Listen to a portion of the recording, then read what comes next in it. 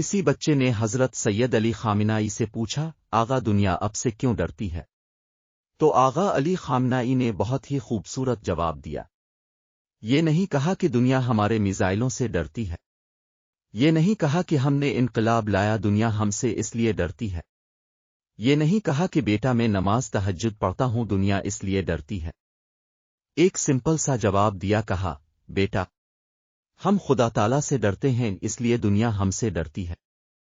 جب آپ کے وجود میں خوف خدا ہوتا ہے تو خدا تعالیٰ آپ کا خوف لوگوں کے دلوں میں ڈال دیتا ہے۔